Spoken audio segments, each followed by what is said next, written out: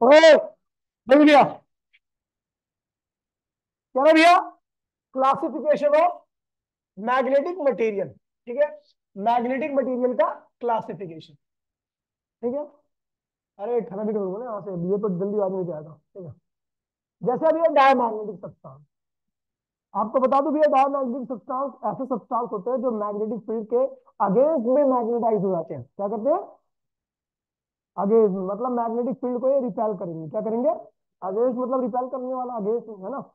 तो ये लिखा होगा, diamagnetic substances are those which develop feeble magnetization in opposite direction of the magnetizing field. Such substances are feebly repelled, feebly मतलब weak repelled, and tends to move from stronger to weaker part of the magnetic field. Example ध्यान रखना, bismuth, copper, lead, zinc, tin, gold, SiN और ये STP, ठीक है, S2 वगैरह ये सब। ठीक है, फिर आता पैरामैग्नेटिक सब्सटेंस। पैरामैग्नेटिक सब्सटेंस ऐसे सब्सटेंस होते हैं जिनका मैग्नेटाइजेशन मैग्नेटिक फील्ड की ही डायरेक्शन में होता है, मतलब मैग्नेटिक फील्ड से अट्रैक्ट किए जाते हैं। दूसरा, इनका मैग्नेटिक मूवमेंट भी क्या होता है? मैग्नेटिक फील्ड की ही डायरेक्शन में होता है। उनका मैग्नेटिक मूवमेंट क्या था? मैग्नेटिक फील्ड के, किसका? डायमैग्नेटिक का। इनका मैग्नेटिक मूवमेंट क्या होता है? मैग्नेटिक फील्ड की ही डायरेक्शन में होता है। तो इनका मैग्नेटाइजेशन भी क्या होता है? मैग्नेटिक फील्ड की ही डायरेक्शन में होगा। मैग्नेटिक फील्ड से वीकली अट्रैक्टेड होते हैं। क्या होते हैं? और ये वीक पार्ट से strong part of magnetic field क्या करते हैं? मूव करते हैं। ठीक है भैया, ये लिखा हुआ है नीचे, देख लीजिए। Paramagnetic substance are those which develop feeble magnetization in the direction of the magnetizing field. Such substances are feebly attracted by the magnets and tends to move from weak to strong part of the magnetic field. Example में manganese L, feeble मतलब weak. Chromium, platinum, sodium, etcetera. ठीक है भैया, अब आते भैया paramagnetic substance. क्या आता है? पैरामैग्नेटिक सब्सटेंस, ये ऐसे सब्सटेंस होते हैं जिनका मैग्नेटिक मूवमेंट मैग्नेटिक फील्ड की डायरेक्शन में होता है। अब वो मैग्नेटिक मूवमेंट क्या होता है? बहुत ज्यादा होता है, मतलब स्ट्रॉन्ग मैग्नेट की तरह बिहेव करते हैं। स्ट्रांगली मैग्नेट के द्वारा क्या किया जाता है? अट्रैक्ट किया जाते हैं, बहुत तेजी से मैग्नेट इनको खींचता है अपनी तरफ। ठीक है, और ये वीक मैग्नेटिक फील्ड से स्ट्रॉन्ग मैग्नेटिक फील्ड की तरफ चलते हैं। मतलब सेम ही होता है, पैरा के जैसे ही होता है इनका, लेकिन बस ये क्या होता है? स्ट्रॉन्ग होता है सब कुछ इनका। ठीक है, paramagnetic substance are those which develop strong magnetization in the direction of magnetizing field. They are strongly attracted by the magnet and tends to move from weak to strong part of the magnetic field. समझ गया भैया? कोई दिक्कत नहीं है। अब देखिए dia का अगर मैं बात करूं तो डाया का मैग्नेटिक मोमेंट क्या होता है? मैग्नेटिक फील्ड का क्या होता है? उल्टा होता है। जिसका मैग्नेटिक मोमेंट मैग्नेटिक फील्ड का उल्टा होता है वो एक दूसरे को क्या करते हैं? रिपेल करते हैं। क्या करते हैं? लेकिन ये रिपल्सन कम होगा। ठीक है, अब ये पैरामैग्नेटिक सब्सटेंस का मैग्नेटिक मूवमेंट और मैग्नेटिक फील्ड दोनों की डायरेक्शन क्या होती है? सेम रहती है। ध्यान रखना, मैग्नेटिक मूवमेंट की डायरेक्शन साउथ से नॉर्थ की तरफ होती है। क्या होती है? साउथ। तो इसका साउथ क्या होता है? इधर बनता है, नॉर्थ इधर बनता है। इधर मैग्नेटिक मूवमेंट, मैग्नेटिक फील्ड ऐसे, मतलब साउथ का जो मैग्नेटिक फील्ड का साउथ होगा उधर इसका साउथ हो जाएगा। जहां पर मैग्नेटिक फील्ड का नॉर्थ होगा उधर इसका क्या होगा? तो रिपेल नहीं होते इस कंडीशन में। ठीक है, आगे बढ़ते भैया, बात करते हैं फेरो का। तो फेरो का मैग्नेटिक मूवमेंट और मैग्नेटिक फील्ड दोनों की डायरेक्शन क्या होती है? सेम होती है। और ये मैग्नेटिक फील्ड काफी ज्यादा स्ट्रांग होता है, इसलिए क्या होता है? Strongly attracted by north pole क्या होता है? साउथ की तरफ, और साउथ क्या होता है इसका? नॉर्थ की तरफ। समझ गया भैया? अब देखिए, ये नीचे लिखा हुआ है feeble repulsion, feeble attraction, high attraction, ये लिखा हुआ है, बता दिया आपको। ठीक है, अब आगे बढ़ते भैया ओरिजिन ऑफ पैरामैग्नेटिज्म। ठीक है, पैरामैग्नेटिज्म किस तरीके से आता है भैया? बड़ा सिंपल सी बात है, ये डोमेन्स होती है, छोटी छोटी डोमेन्स होती है, ये इधर उधर क्या होती है? रैंडमली ओरिएंटेड होती है। हर डोमेन क्या होती है? एक मैग्नेट होती है। ये हेड जो होता है वो नॉर्थ होता है, ये टेल जो होता है वो साउथ होता है। ठीक है, तो ये सब एक छोटे छोटे मैग्नेट्स है, सब छोटे छोटे मैग्नेट रैंडम है, तो इसलिए सबका मैग्नेटिक मोमेंट जोड़ते तो क्या आता है? जीरो आता है। क्या आता है? जीरो आता है। लेकिन जैसे ही मैग्नेटाइजिंग फील्ड में रखा जाएगा, हाँ रखा जाएगा, जैसे ही मैग्नेटाइजिंग फील्ड में रखा जाएगा तो भैया क्या होगा? ये नॉर्थ है, मान लीजिए साउथ है, तो इसके सारे साउथ क्या होंगे? ये साउथ है, टेल क्या होता है? साउथ होता है ना, सारे साउथ क्या होंगे? नॉर्थ की तरफ चले जाएंगे। ठीक है, और सारे साउथ की तरफ पहुंच जाएगा नॉर्थ। और इस तरीके से क्या होगा? इसका मैग्नेटाइजेशन सारी मैग्नेटिक, अब मैग्नेटिक मोमेंट, सबकी मैग्नेटिक मोमेंट जोड़ोगे तो कैपिटल एम क्या होगा? उधर आएगा, किधर? जिधर मैग्नेटिक फील्ड होगी। समझ गए भैया? तो इस तरीके से इनका ओरिजिन ऑफ मैग्नेटिक, वो मैग्नेटिक प्रॉपर्टी होता है इनके अंदर। मैग्नेटिक प्रॉपर्टी इस वजह से आती है कि मैग्नेटिक फील्ड में रखते हुए साथ इसकी सारी डोमेन, डोमेन मतलब tiny magnet, tiny tiny magnets होते हैं, वो उसकी डायरेक्शन में लाइन हो जाते हैं। हेलो, हाँ हाँ जी, हाँ चला गया तो। नहीं नहीं नहीं, आया था बहुत पहले। ओके ओके, ठीक है भाई, अब आगे बढ़ते हैं। अब एक बार पढ़ दो तो मैं इसको, ताकि आपको समझ आ जाए, ठीक है। ऐसे लिखना होता है, ध्यान रखिए। अकॉर्डिंग टू, क्या लिखा हुआ है? Langevin, according to Langevin, the atoms and molecules of paramagnetic material possess a permanent dipole movement. सब जो भी छोटे छोटे मॉलिक्यूल्स होते हैं, सबके पास में क्या होता है? मैग्नेटिक मोमेंट होता है। क्या होता है? और लेकिन वो क्या होते हैं भैया? In the absence of non magnetic, magnetic field के एब्सेंस में क्या होते हैं? सब क्या होते हैं? रैंडमली ओरिएंटेड होते हैं। क्या होते हैं? इन दी एब्सेंस ऑफ, ये क्या होता है? Randomly oriented. इसकी वजह से टोटल मैग्नेटिक मोमेंट क्या होता है इनका? जीरो आता है। वो हिंदी में बता रहा हूं मैं, सब कुछ ही लिखा हुआ है। जैसे ही हम क्या करते हैं? स्ट्रॉन्ग मैग्नेटिक फील्ड अप्लाई करते हैं, वैसे सारी डोमेन्स क्या करती है? अपने आप को, अपने मैग्नेटिक मोमेंट को, जो डोमेन्स मतलब टाइनी मैग्नेट, उनका मैग्नेटिक मोमेंट सबके डायरेक्शन क्या सेम हो जाती है। ठीक है, अब सेम हो जाएगी तो क्या होगा भैया? अब वो कैसा बिहेव करेगा? मैग्नेटिक फील्ड की एब्सेंस में सारी डोमेन्स क्या है? टेढ़ी मेढ़ी।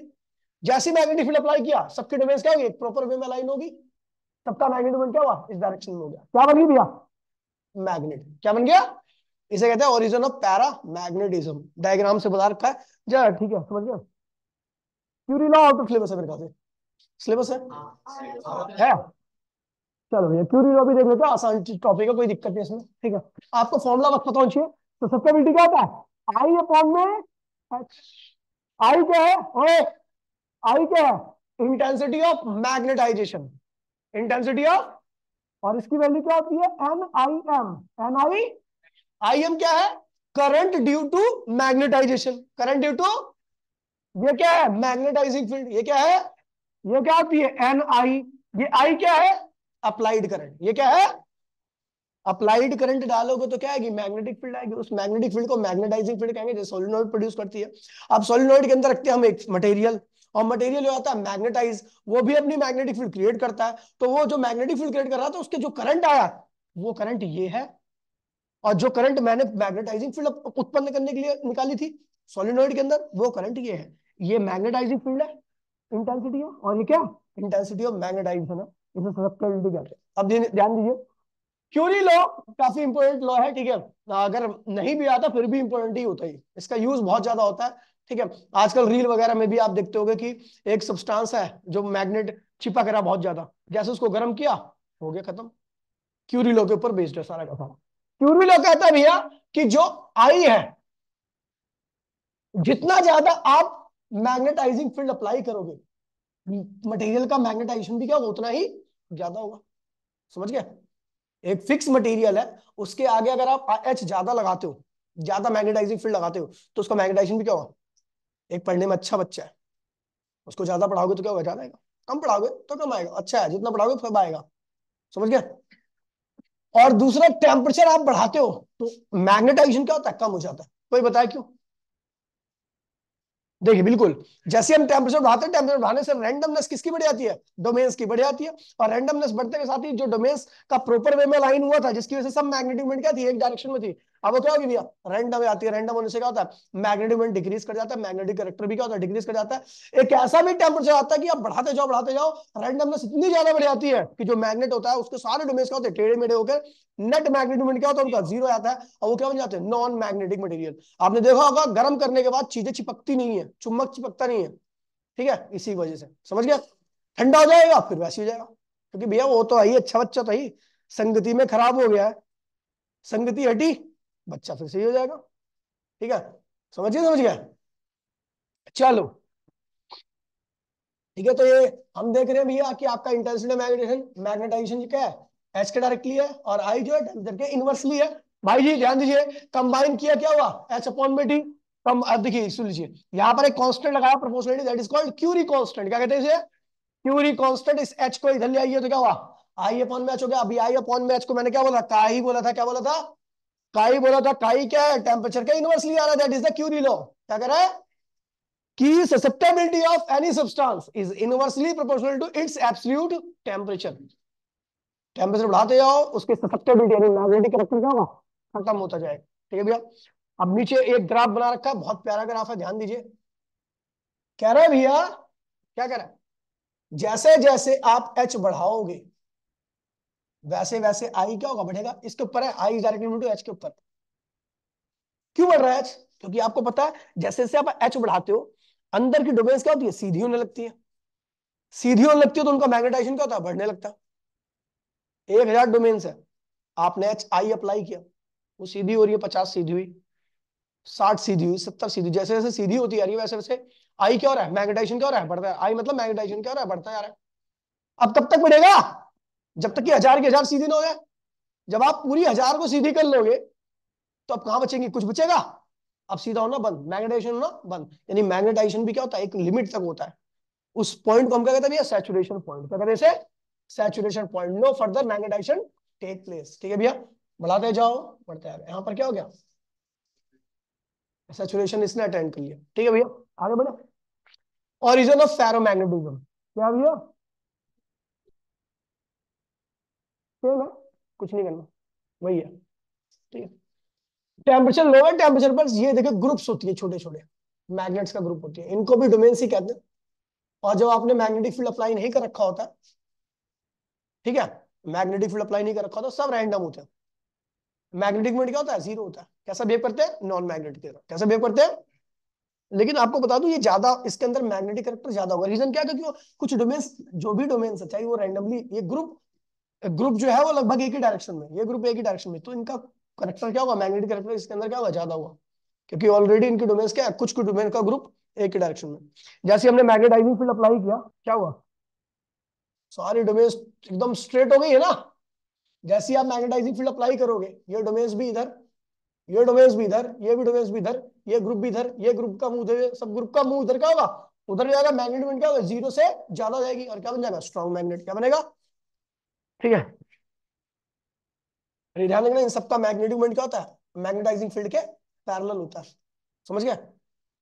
मैग्नेटाइजेशन जब भी होगा जब मैग्नेटिक मोमेंट जिसका हम मैग्नेटाइजेशन कर रहे हैं उसके अंदर के डोमेन्स का मैग्नेटिक मोमेंट और मैग्नेटाइजिंग फील्ड सबकी डायरेक्शन क्या होगी, सेम होगी। ध्यान रखना।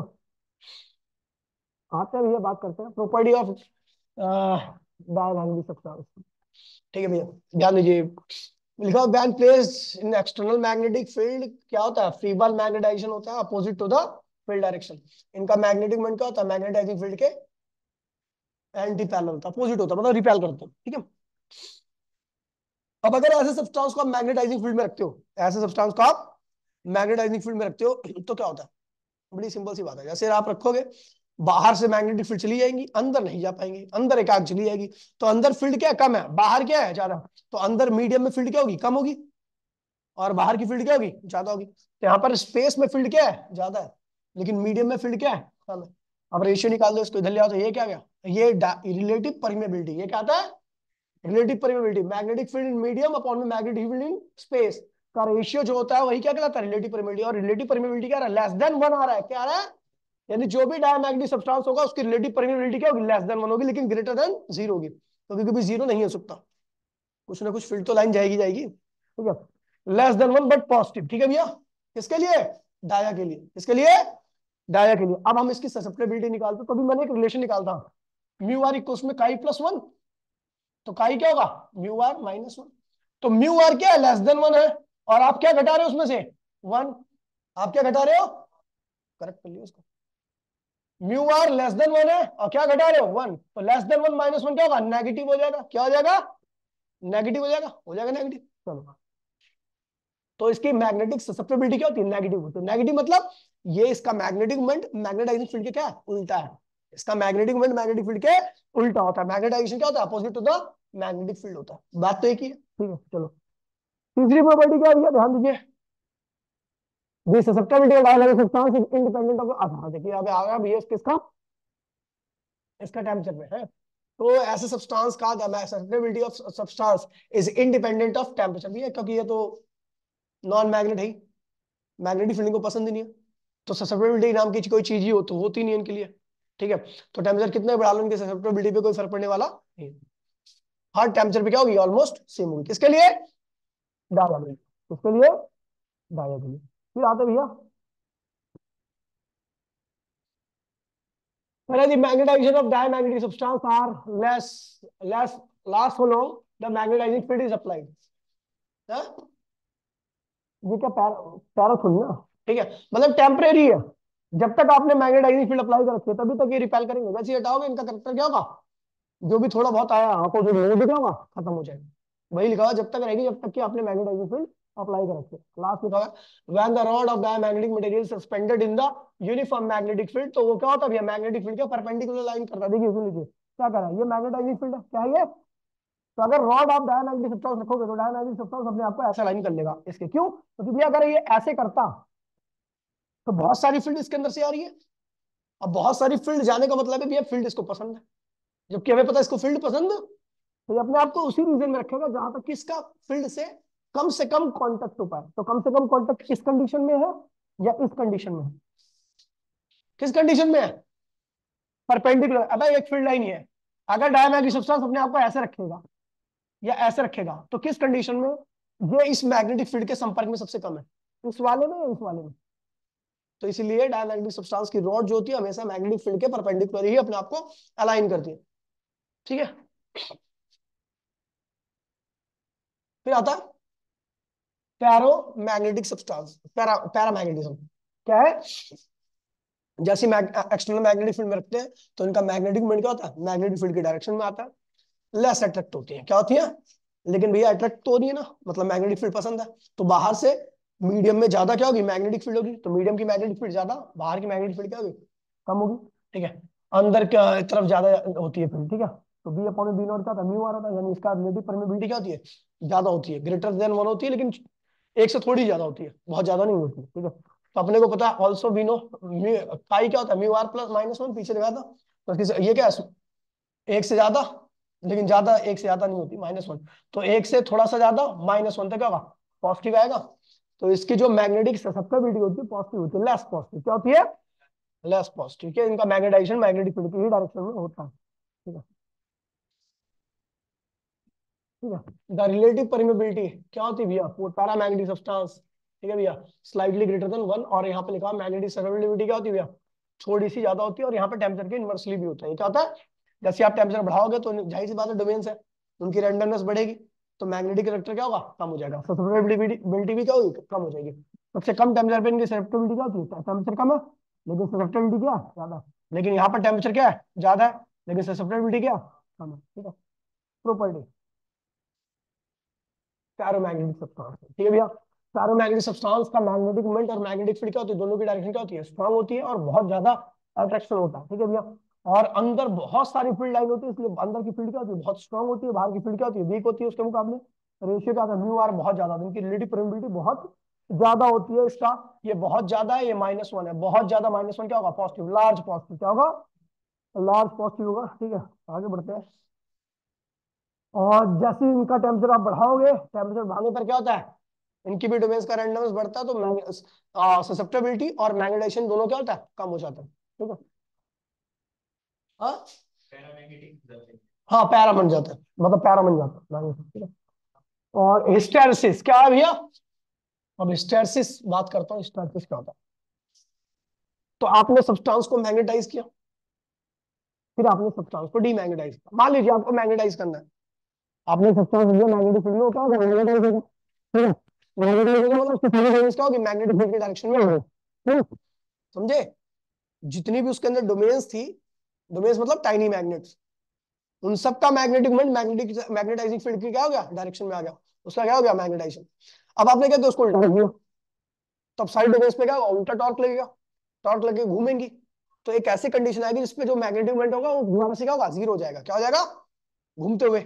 अब जब जीरो हो गया तो वो डीमैग्नेटाइज होगी, तो मैग्नेटाइज किया आपने और डीमैग्नेटाइज किया, मैग्नेटाइज और डीमैग्नेटाइज के बीच में एक जो एनर्जी का लॉस हुआ है, पहले मैग्नेटाइज में जो एनर्जी लगाई थी वो डीमैग्नेटाइज में क्या हो गया, खर्च कर दिया आपने, तो यहाँ पे एनर्जी का जो भी लॉस हुआ वही क्या कहलाता है, हिस्टैरिसीस, क्या कहते हैं, हिस्टैरिसीस। ये क्या होता है, एक प्रोसेस होता है जिसमें हम मैग्नेट को, सब्सटेंस को मैग्नेटाइज करते हैं, फिर उसके बाद दोबारा से मैग्नेटाइज डीमैग्नेटाइज कर देते हैं, इसे कहते हैं हिस्टैरिसीस लॉस, क्या कहते हैं इसे, ठीक है। तो ये लिखा हुआ है loss of energy during magnetization and demagnetization only in ferromagnetic substance के लिए अप्लाई होता है, ठीक है भैया।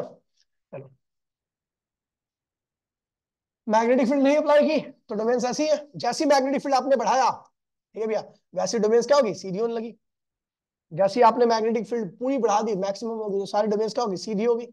सारी डोमेन्स क्या होगी भैया, सीधी होगी, है ना, मैक्सिमम मैग्नेटाइजिंग फील्ड। ठीक है, अब आपने ये मैग्नेटाइजिंग फील्ड भी ज्यादा और इनका मैग्नेटिक मोमेंट भी क्या हो गया, सबका एक ही डायरेक्शन में हो गया, तो उसका मैग्नेटाइजेशन भी क्या हो गया, बहुत ज्यादा हो गया। ठीक है, फिर उसके बाद हमने क्या किया, अब यहाँ पर क्या हो गया कि आपने जब ये अब एकदम बी बढ़ा चुके हो, सारी डोमेन सीधी हो चुकी है, अब कोई डोमेन बची नहीं है जो सीधी है, कोई नहीं बची ना जिसको सीधी होना है, सारी सीधी हो गई है। तो अब फर्दर डोमेन सीधी नहीं हो सकती, मतलब इसका फर्दर मैग्नेटाइजेशन नहीं हो सकता। अब कहां पहुंच गया, सैचुरेशन पॉइंट पर, कहां पहुंच गया भैया, सैचुरेट हो गया पूरा का पूरा। ठीक है, उसके बाद क्या हुआ, अब हमने जैसे डी मैग्नेटाइजिंग फील्ड को क्या कर दिया, जीरो कर दिया। क्या कर दिया, अगर ये फेरोमैग्नेटिक सब्सटेंस है तो जैसे हम बी को हटाएंगे तो वैसे क्या होगा, ज्यादा फर्क पड़ने वाला नहीं है, सारी डोमेन्स क्या रहेंगी, उसी डायरेक्शन में बनी रहेंगी। मतलब ये क्या बन चुका है, मैग्नेट। क्या बन चुका है, क्योंकि इसके पास प्रॉपर क्या है, नॉर्थ पोल है, प्रॉपर क्या है, मैग्नेट बन गया। अब क्या करते हैं, एक फील्ड लगाते हैं जो रिवर्स डायरेक्शन में, क्या है, रिवर्स डायरेक्शन। जैसे रिवर्स डायरेक्शन में फील्ड लगाई तो इन सारी डोमेन जो सीधी हुई है, सब पे फोर्स क्या लगने लगा, टॉर्क उल्टी डायरेक्शन लगा, इनकी रैंडमनेस क्या होगी, बढ़ गई। रैंडमनेस बढ़ने के साथ ही मैग्नेटिक मोमेंट क्या होता है, कम होने लगता है, और मैग्नेटिक कैरेक्टर भी क्या होता है, कम हो जाता है। इस बी को और स्ट्रॉन्ग करो, इस बी को और स्ट्रॉन्ग करो, जैसे ही आपने इस बी को और स्ट्रॉन्ग किया तो रैंडमनेस क्या होगी, और बढ़ गई, और रैंडमनेस और बढ़ गई तो ये क्या हो गया, मैग्नेटिक मोमेंट क्या हुआ, और ये क्या बन गया, पैरामैग्नेटिक सब्सटेंस। क्या बन गया, इसे कहते हैं भैया, जितनी, देखिए सुन लीजिए, एक होता है रिटेंटिविटी, एक होता है कोएर्सिविटी। आपने फील्ड अप्लाई किया, फील्ड अप्लाई करने के बाद वो मैग्नेट बन गया, मैग्नेट बनने के बाद आपने फील्ड हटा दिया, तो अभी उसके अंदर मैग्नेट बन चुका है ना, वो मैग्नेट बन चुका है ना, पहले मैग्नेट तो नहीं था, लेकिन फील्ड अप्लाई करने के बाद वो मैग्नेट बन गया है, फील्ड हटाने के बाद भी वो मैग्नेट की तरह बिहेव कर रहा है। इस चीज को कहता है रिटेंटिविटी। क्या कहते हैं उसे, उसने फील्ड अपने अंदर रिटेन कर ली है, मैग्नेटिक करेक्टर अपने अंदर रिटेन कर लिया, इसे कहते हैं रिटेंटिविटी। अब आपने क्या किया, आपके अंदर चुल हुई, आपने रिवर्स डायरेक्शन में फील्ड अप्लाई कर दी, अब धीरे धीरे उसकी रिटेंटिविटी क्या कर दी, खत्म कर दी, और लास्ट में क्या कर दिया, जीरो कर दिया। क्या कर दिया, तो इस फील्ड को जो रिटेंटिविटी थी उसको जीरो करने के लिए जो भी आप फील्ड लगा रहे हो उसे कहते हैं कोएर्सिविटी। क्या कहते हैं उसे, मैग्नेट बनाने के लिए जो फील्ड लगाते हो और फील्ड हटाने के बाद जितनी मैग्नेटिक फील्ड उसके अंदर रह जाती है उसे कहते हैं उसकी रिटेंटिविटी। क्या कहते हैं उसे, और उस रिटेंटिविटी को जीरो करने के लिए जो भी आप फील्ड लगाते हो उसे क्या कहते हैं भैया, कोएर्सिविटी। समझ गए भैया, कोई दिक्कत तो नहीं, नीचे लिखवा रखा होगा मैंने शायद, समझ गया। ये देखिए, ये मैंने कई डायग्राम बना रखे, फिर हमने बढ़ाते गए। अब इस डायरेक्शन में क्या हुआ, अभी फील्ड आपने हटाई नहीं है, अब वो अपोजिट डायरेक्शन में इसका क्या होगा, मैग्नेटाइजेशन हो गया, और कहां पहुंच गया, सैचुरेशन पॉइंट पर। कहां पहुंच गया, ये फिर क्या हो गया, रिटेंटिविटी। लेकिन रिटेंटिविटी क्या है, ये उल्टी डायरेक्शन में, क्या है ये, समझ गया।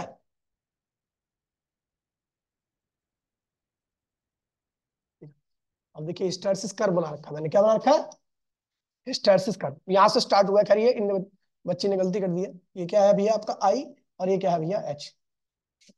ठीक है, यहां से आई से स्टार्ट हुआ, आई जीरो से स्टार्ट हुआ, मतलब एच भी जीरो था, यानी आपने कोई फील्ड अप्लाई नहीं कर रखी है, और उस सब्सटेंस के अंदर कोई मैग्नेटिक कैरेक्टर भी नहीं है क्योंकि आई भी जीरो है। जैसे ही आप एच बढ़ाओगे ये बढ़ेगा बढ़ेगा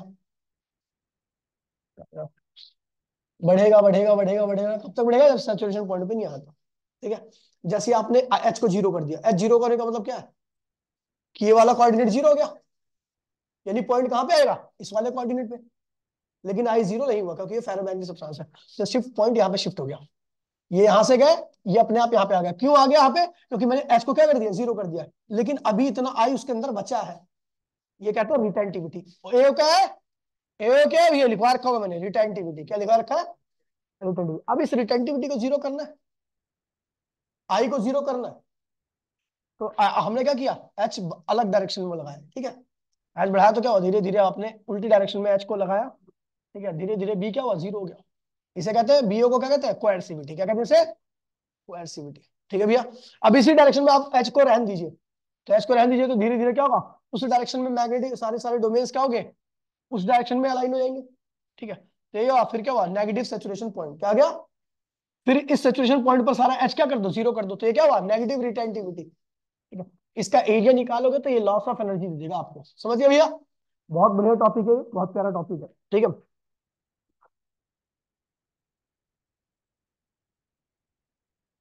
चाहिए खत्म हो गया क्या अभी, हाँ? अभी इसके बाद मैंने एक चीज और कराई थी, रिटेंटिविटी का डेफिनेशन क्या है इसकी? ये तूने अपने आप से लिखी क्या?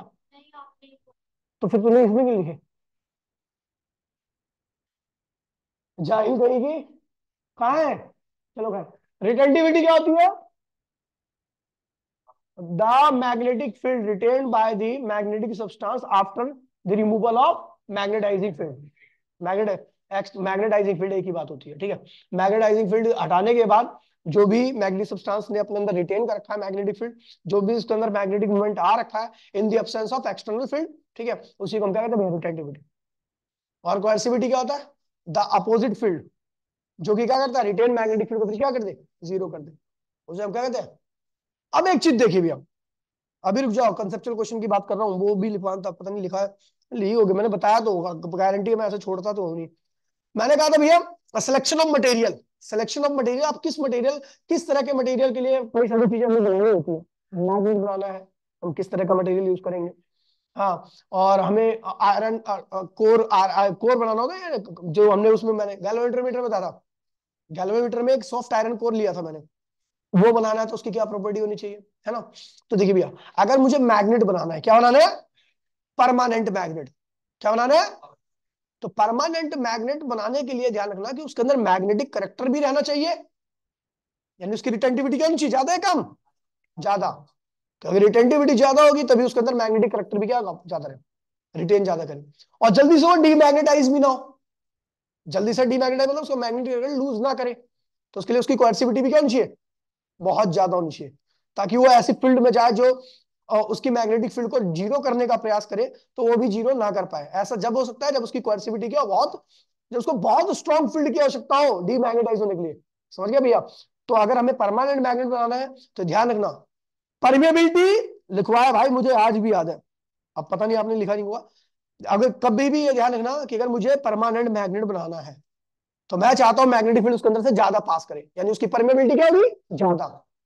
समझ गया? उसकी रिटेंटिविटी भी क्या होनी चाहिए? उसकी कोएर्सिविटी भी क्या होनी चाहिए? क्योंकि उसे जल्दी वैसे डीमैग्नेटाइज नहीं होना है, ठीक है।